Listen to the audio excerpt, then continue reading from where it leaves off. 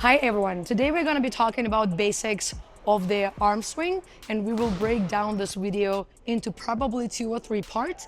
Today we're going to be just talking about your shoulder, distance, length of your arm swing, what happens with your snap, and what overall we can do to generate more power. My name is Natalia Klemenova and I'm a former professional volleyball player. The goal of this channel is to deliver high-end expectations and standards that professional volleyball players experience throughout their careers, and people like you who want to get better don't understand and where to reach to get the little insights, how to fix the technique, what adjustments you can make in order to elevate your game. So let's break it down, the swing technique today, and see how it goes. In the beginning of this video, let's talk about how do we toss the ball. We already talked in our serving video that you can serve with your tossing with your left, with your right, or with both hands. So technically, if we're talking about professional volleyball, a lot of players would toss with the same arm they're gonna be hitting with. Because I never been a hitter, even though I played all of those positions, I felt that naturally left toss was more comfortable for me, and looks like nobody in my early ages never fixed it. Therefore, I am tossing with my left. I can show you how to toss with your right. It's up to you in the end of the day what gives you more ball control and stability, so choose wisely what works for you. This progression, we will be talking about the control that we have while we are on the ground, and I'm gonna show you 2 types of swings. Let's say one of them will be slightly off, one of them will be a better version of it. And as I have told you, I will toss with my left, and then I will show you the same progression with the right. So let's watch this. So if I'm gonna be warming up, and I have this type of a swing, and the second one, I would have something like this. If you would see the slow-mo of my first swing, the ball landed somewhere around my wrist. So here, ask yourself, does it happen to me? Do I always struggle to find the ball with my hand? Here's the breakdown, what you can try to do to understand the anthropometrics, the height of your body, the length of your step, and the width of your arm swing. Then you will understand how far or how high you have to toss the ball in order to create the most comfortable type of a touch with the ball. Let's see the same type of a swing with a right hand toss.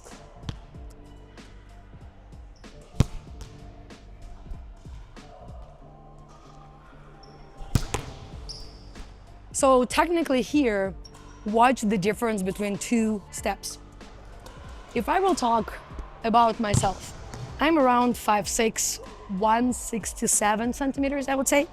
So we have a line, and I'm a very precise type of a player in a sense. I need to understand what and why. So watch this, I have a baseline, and somewhere here, if I will even like extend my left arm, or if you are doing with your right, extending my right, and I will let the drop bounce, so it's gonna be somewhere around here. Then we all know that after the toss, we will have to create a step. The step covers the distance. So if we before were somewhere here, now by making a step, I'm reaching already way further. So watch, if I will drop my hand with the ball, that's gonna be somewhere next to the right lane, the way where I'm gonna be meeting with the ball. So watch this. If I toss the ball high and low and I need to arch, that means the distance that I covered with my step was too big, and then I had to give up my arch, so in order to still hit the ball. But we already talked, as soon as your ab is stretched, you are not gonna be generating that much power. So I wanna have my ribs engaged, pulled down, so when I do a step, I can slightly close and hit the ball. Watch one more, left, toss.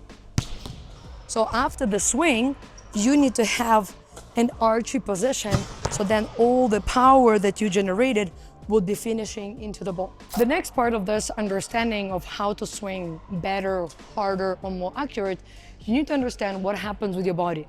When you were watching our previous video about serving, we were talking about how the hip drives, how I push to meet with the ball, and that we always drive the elbow.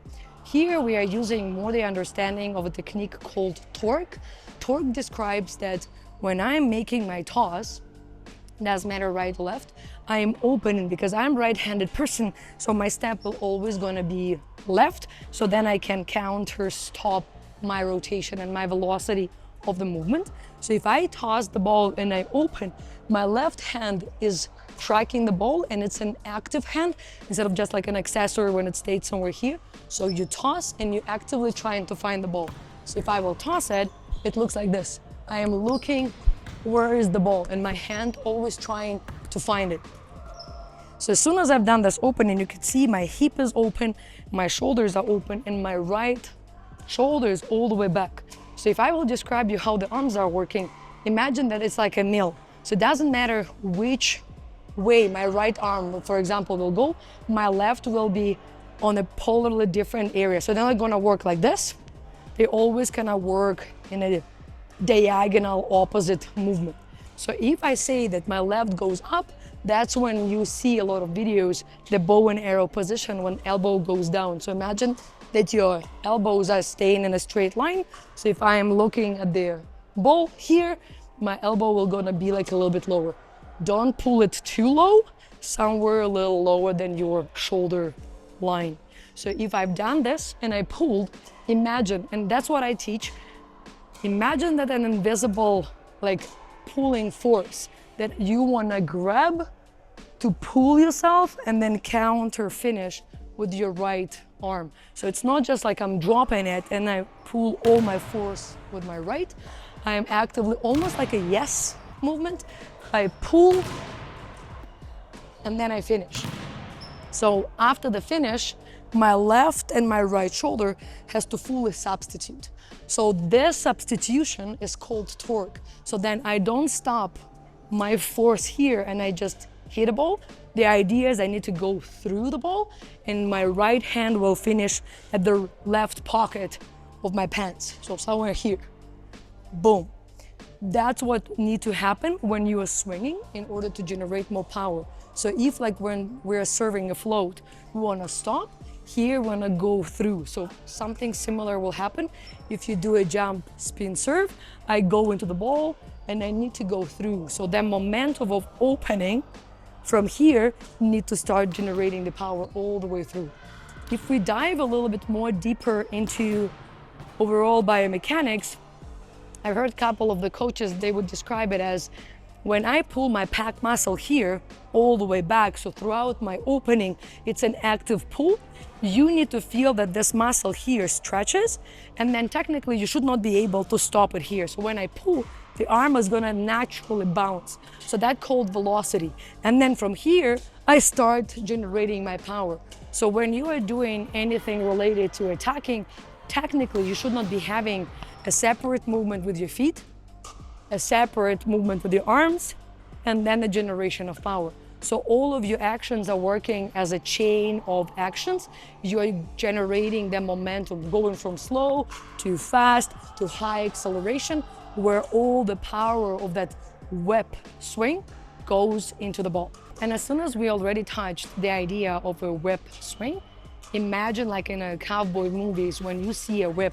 So it's not just the rope that being tossed, it's like that active pulling movement back when they're finishing kind of part of the whip creates that sound. So technically, if I'm tossing my elbow into the ball, the finishing with my wrist, with the finishing of my hand here, will create that sound. That's why a lot of volleyball coaches use the example of whip as like a swing for the arm.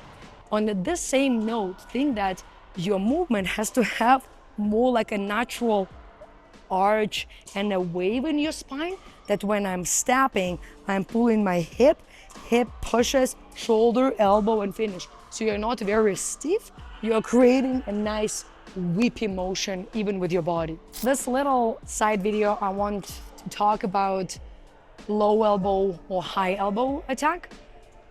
It's a lot of research and they're showing that who's hitting high having injuries related to their arm swing, and right now a lot of players are being taught to pull all the way down. Let's say this, I am as a short player, I would never will have enough time, my jump is not that big, to jump all the way up, pull my elbow low, and then still have enough time to drop it all the way up and swing the ball, because my height which means the time that I will spend up in the air will not provide me with opportunity of low pull, then spending time to get my elbow all the way up and swing. So if you would watch when I'm hitting, it's going to be something more like this, so kind of like high elbow swing. If you have nice height, big jump, and this works for you, some players would use an example, or coaches, of a left side hitter from the national team of Brazil, Gabi, or Haag from Netherlands. So they are swinging like this. If this is more natural for you and the ball goes over and you are young and the whole goal for us is to start playing, not to follow all of the crazy requirements, how it should be done, I feel that volleyball have a lot of those gray areas where, like, if it's working for you and it's not on a top-end professional level, the goal is to put the ball over the net and make it as aggressive as possible. You can pull it up and swing. And especially if you would watch any professional volleyball, especially for middle blockers, they jump up and then the only thing for them is to go sideways with a fast swing. They would not have time to hit a 51 short set from a low elbow. That's why here we will be talking about both options. Watch what works for you, for your body, for your own physique, for your anthropometrics, because I feel that we cannot put everyone to the same line and say this is how you should be doing. It's a creative game. Somebody may even screw up the footwork, screw up the hit, but it still is gonna score. And the ultimate goal for us is to place more balls on the opponent's side or make less mistakes and still win the game. Now we'll break down slightly the biomechanics of your arm swing. And here, watch the interesting part. A lot of hitters, when they jump, they will use this side movement for the elbow. And here we need to understand that the elbow height is going to be the ultimate height of your touch. So again, if I'm shorter and I need to reach as high as possible, or I have very tall blockers, I need to reach with my elbow as high as I can.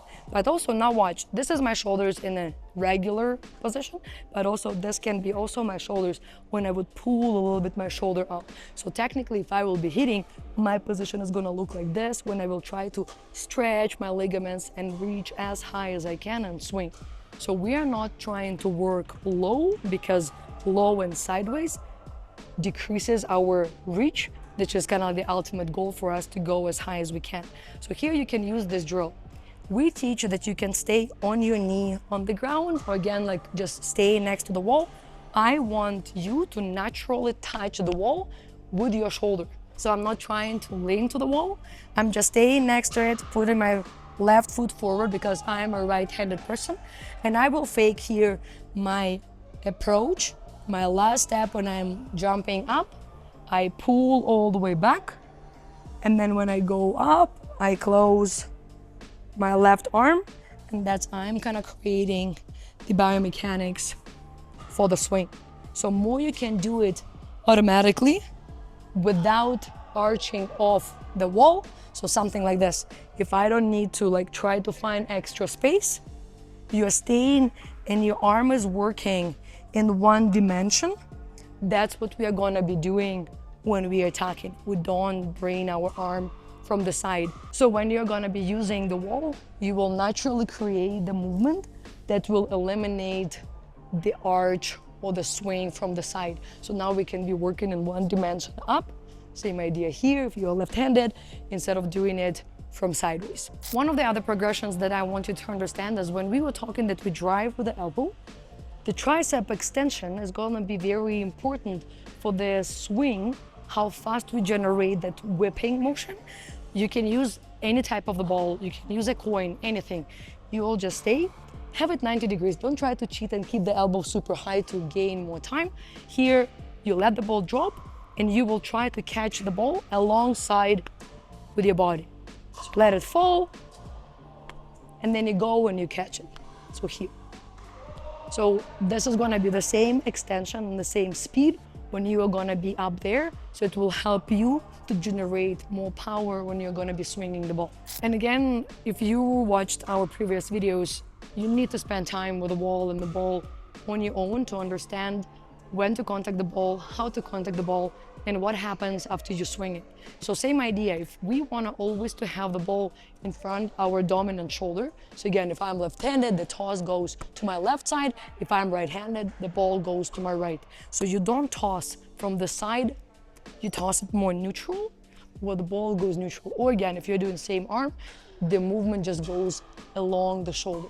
So here again, we talk that you have more control on the ground with your feet. So even if the ball will move left or right, I want you to use your legs and have the ball within the range of attack instead of trying to grab it from the side. I want you to understand the idea of creating the frontal spin, so then when we hit the ball more down, the ball will have to land somewhere here, bounce to the wall, and get back to you. You can split the action into very separate movements. So for example, I'm here, I toss, and I hit the ball. I toss, and I hit. The ball has to return back to you. So try to avoid of slow motion. And again, it's gonna be a nice learning prospect for your movement. I'm going too hard and the ball leaves your area of work. So now we need to understand how to hit the ball, how much power to give, and what I can do to recreate the same power so the movement will be consistent. And so the ultimate goal for us, to have enough time to keep moving and hitting the ball in a consistent basis. So watch my feet. Every time, even I have small margin of error in a sense of hardness, the swing, like a little bit more power, the ball goes a little bit more back. So I always using my legs in order to find the ball. So the goal is to do at least 10 and having a control over this ball.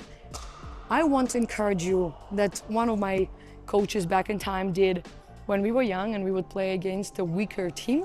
He would tell us that we have to hit only with our non-dominant hands. So for example, with left arm, and that would even the type of the game. At the beginning, it was weird and awkward, and it's like a foreigner arm. You don't know how to use it, but at the same time, more balanced, more symmetrical your body develops. There are going to be those emergency situations when the set will be too far and you will need to use your left hand to bring the ball back. So more you can spend time to also understand how to move, how to hit with your left, or even alternate. That's going to be the ultimate goal. So let's see if I can still remember.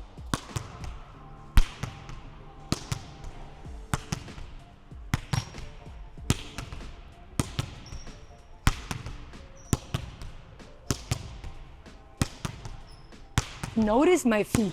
Every time I hit with my right, my left foot is forward. Now I hit with my left, my right foot is forward. So every time you do something like this, make sure you pay attention that you are not doing the same type of a movement. I want to spend more time and talk about the position of your hand when you are attacking the ball. Think of this. The ball is a sphere. So when you are hitting the ball, your hand should not be too tight and straight, because now we have a very small area of the ball covering the hand, and then we will have not enough of a control to change the direction. Because if our ultimate goal is to jump, see the block, see the defender, and choose the direction of the attack instead of just coming up with an idea before even you go and attacking, so you have to be able to change the direction of the swing by having your hand already in the shape of the ball, that the ball will just land in, and then from here you can spend more time with the ball changing the angle to go left or right, then you will have more ball control. When we were serving, we were talking that you have, let's say, 3 options. To touch the ball at the bottom, which will create a high arch and a very easy type of a float of the ball. You will hit in the middle, which kind of will create more floaty motion, or we can hit on the top, which will create top-down type of a flight. So that's technically when we're hitting the ball. We want to place the hand on the top of the ball. I teach it's almost like a paw. You want to grab the ball with your paw, creating the front spin motion, so the ball will start spinning forward. I feel you should know by this time that there are a couple of options that some players use as an example of thumb up or thumb down or 11 or 1 o'clock type of a swing, technically more you spend time with the ball, area coverage is big, and then I change the action of my hand, then I can change the direction of the ball. I will show you a couple of warm-up movements that you can toss into your pre-game warm-up routine, and this will generate more muscle memory when you're gonna be jumping and hitting, going, let's say, 2-2 or like 4-4, that type of a swing. Later on, when we will include our footwork, the set, and the action of your arm swing, we will get all of this together. But even when you're by yourself next to the wall, I want you to already try to practice this type of a swing, so you will spend more time with the ball, directing it to the area you want. Glad that you asked where you can use this type of a technique of a thumb up or thumb down. You can start practicing even like just standing on the ground. You will toss, and you will turn your wrist to the opposite direction. So here, I want you to focus on a couple little things. So technically, I want you to be smart and a little bit more hidden with your future actions or plans. If I wanna go, and I will hit like this, with turning my hips all the way towards the direction I swing, I feel that everyone would know even before you would decide to go that way. So I want you to work on keeping your hips straight and then just changing with your movement, with your arm, focusing to the opposite zone. You can do it on the ground, or then when you feel comfortable, you can toss, and you can try to go all the way that way. So more you can get comfortable with those type of swings, the more bigger toolbox you will have, more efficient your type of a swing will be. And then you will move to zone 4 to go 4x4, so which will encourage you, instead of doing thumb up, to go thumb down.